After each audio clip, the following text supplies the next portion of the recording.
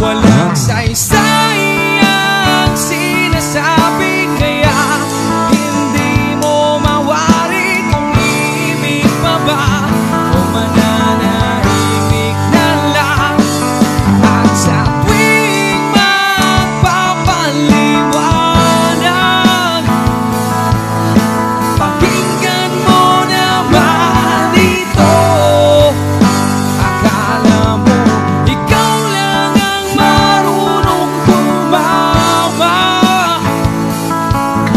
paminsan-minsan tama rin ako.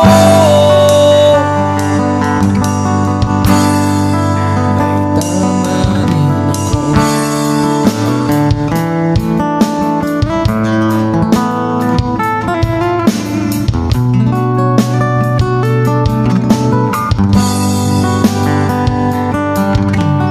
Tanong ka pa,